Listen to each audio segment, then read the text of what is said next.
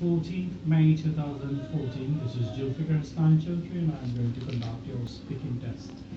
First of all, to help you settle down, I'd like to ask you some questions about yourself. May I have your full official name? Yes, thank you. My full official name is Moinul Hoque, as stated in my passport. What name shall I call you? You can call me Moinul, everybody calls me Moinul. Okay, may I see your identification, please? Yes, please, here is my passport. Okay.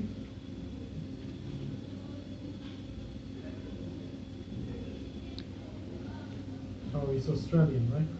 Yes, indeed. Okay.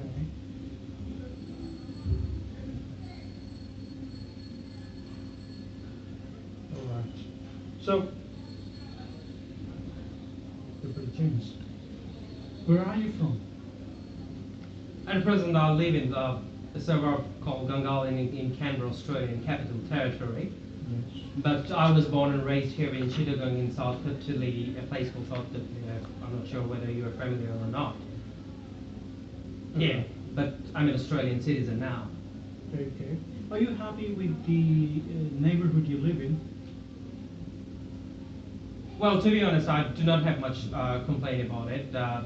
As I mentioned, my suburb name is Gungahlin, which is quite uprising and new, accommodated with all the modern facilities, and it's quite growing up. And some other new suburbs are being built at the moment, and a swimming pool will be there pretty soon. 2 new cinemas, and about the streets, they are much wider and broader than the older suburbs in Canberra. And about the schools, education, shops, the vicinity of medical centers, all the modern facilities are there in my. How long have you been living there?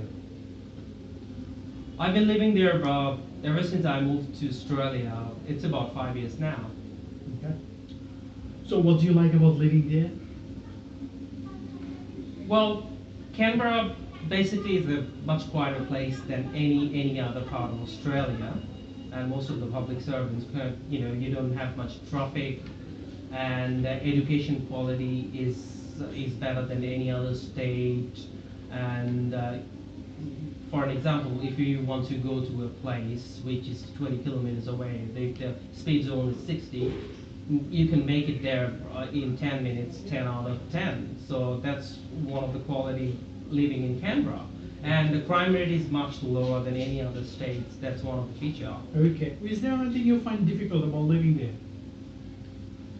Well, not that I remember, but one of the reasons we all Australian know about Canberra is the harsh winter. That's one of the negative factor about Canberra, because it's in a valley and near a snowy mountain. During the winter, the temperature plunges down to -5, 6, which is quite harsh for other people who come to visit Canberra. But as I've been living there for some time, so I'm quite used to it, that weather now, so I don't have much complaint about it. Okay. How do you get to your work? Initially, I used to go take public service, and to be honest, public service in Canberra is not much updated, as Canberra population is very small, and most of the households, they have cars. I own a car now, and I go to my work every day by my car, which is about 15 k's away. It takes about 10 minutes for me to get there if there is no traffic.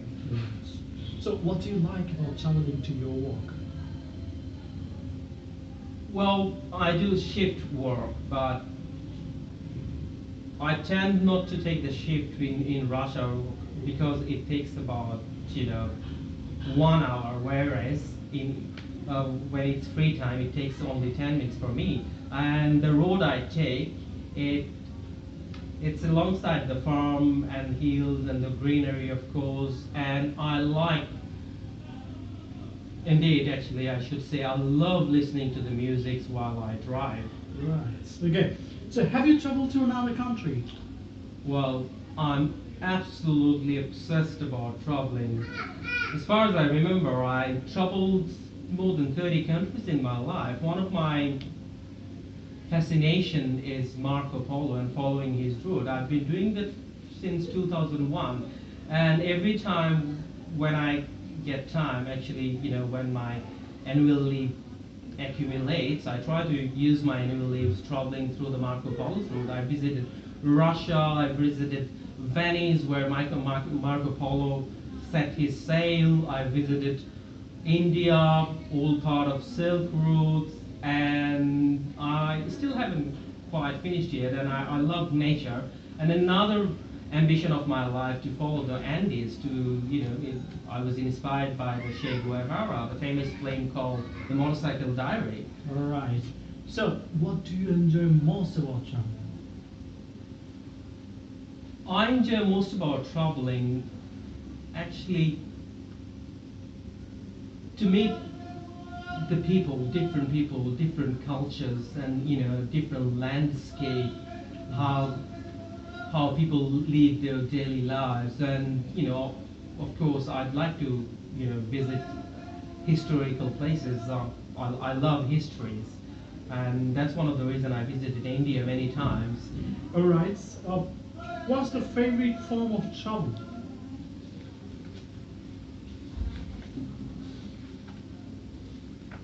To be honest with you, the favorite form of travel is by car. Of course, I'd like to drive.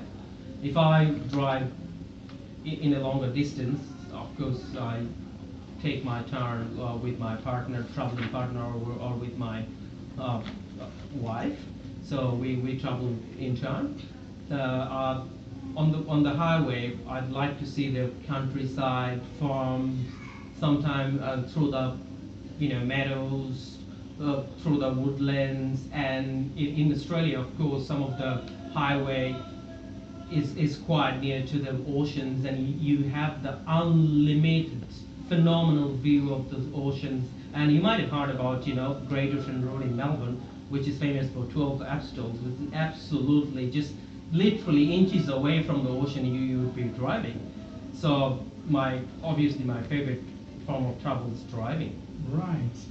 Okay, thank you very much. Now I'm going to give you a card. On the card, you'll find a topic and you'll also find some guided questions. Based on the questions, you have to prepare a talk for 1 minute, and you will have 1 minute time to take notes. Your topic is on the website of the internet that you use regularly. Remember, you have 1 minute to take notes, and you will be talking 1 to 2 minutes. Here is the okay.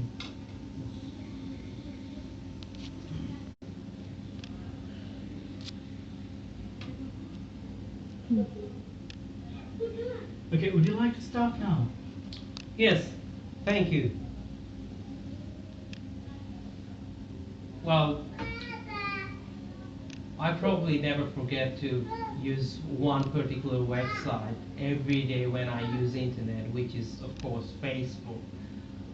There was a time that I used to have to make frequent calls to my friends and family, as I do have a roots to overseas. But these days, due to work pressures and other stress associated with my life, I limited number of calls making to my friends and family, and I chose Facebook, a form of communication for me. So Facebook, of course, which is a social site, and I find very useful. I connect with my friends, I see their activities, I get to see their pictures of their families and everything, and other stuff like, I'm linked with sport news. I'm a huge soccer fan, so due to the time factor with the European soccer, I don't get to see the matches, as I have to sleep during the night to go to the work. And at the end of the work, when I come home, my favorite pastime is to jump on Facebook. And the first thing I do, I look for any important messages from me. After that, I see all the notifications. If I put any status, how many likes are associated with that. Of course, you would love to see how many likes you have got in your status or in the picture you have put. And I get to see the scoreline of different sporting activities and the highlights. and some of the newspaper associated, and I'm friends with some few prominent writers as well, and they quite often put their column on Facebook, and I love to read them. Actually, they're quite informative, and yeah, so. And the features I like about Facebook, it is not only famous, but it is very easier for normal people to use the options and downloading pictures, downloading videos.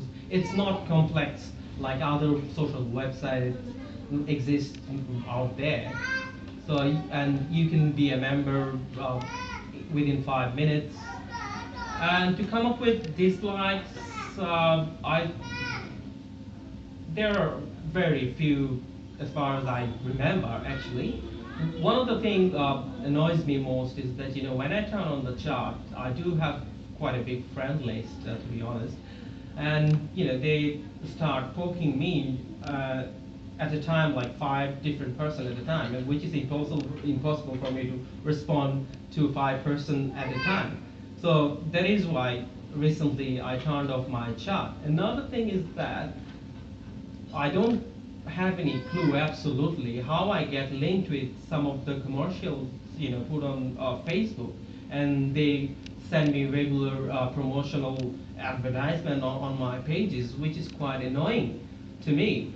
And these are the disadvantages of Facebook, and I'd like to be very private. I don't seek much attention. So, and I try to avoid a lot of friend requests and negative comments on my status and my pictures. Yeah, these are the features that I dislike about Facebook. But mostly, I'm obsessed with Facebook. Okay. So when did you last sign in to your Facebook? Well, I was quite busy all day today, so, oh, and I'm going to sign in today, of course, but yesterday I signed in only to have a glimpse, if there is any messages for me. Okay, let's move on to the third part of the test. How can the internet help students with their studies? Well, there is not much to mention about internet benefits, and associated with the student and their studies. A student these days, a student can, attend a lecture through the internet. A lecturer can record his or her lecture, and the student, if the student misses the class, he or she can access the tutorial in the internet, and you get a lot of research material, books, references in the internet, and you can see your results, you can get your admit card, a password, things like that. What dangers do you think there are connected with the internet? In this point, I would say how you use the internet. Of course, there are millions of websites available. So if you do it properly, there should not be any danger. But if you do it for other purposes, like to visit an obscene site, and other sites which are quite dangerous and not trustworthy, and if you particularly use the computer for your daily business, like your banking, paying your rents, where you have your information stored, going to those negative website could break down your computer system and be infected with the virus. If the computer is infected with your virus, your information is revealed, and your money could be gone from your bank account. Okay. What are the advantages of using social networking sites instead of meeting friends face to face? The prime thing is it saves time. You don't have much time these days, after working 5 days in a week, to meet each and every friend every day. You may have thousands of friends. It is impossible to meet them every day in your life. But in Facebook, if you are added with them, you can see their activities. And if any particular friend interests you in Facebook, and if you remember any particular day with him, it reminds you, it reminds you some special memory of yours, and you would like to call him, have a chat, and everything. So this is the facility Facebook provides to you. Okay, so do you think people should pay for music and films that download from the internet, or should they be free? I think it should be absolutely prohibited downloading music and films from internet. If you think about the work put behind producing a musical record, a film, if you were a musician, it's your profession. You were chasing a career for a long time. You've worked hard. You've written the lyrics.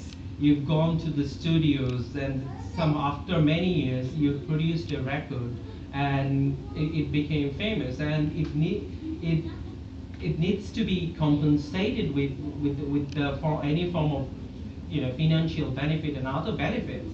And let's talk about film. A producer invests a huge, and the actors associated with that, those who we know, celebrity. Let's talk about Brad Pitt, Angelina Jolie. They charge absolutely ridiculous amount of money for doing a simple film. On top of that, if the film makes any profit, they put a charge on that. So after all this, producers, investment, directors, and the employments behind the film industry and the music industry, the investment behind all this should pay off.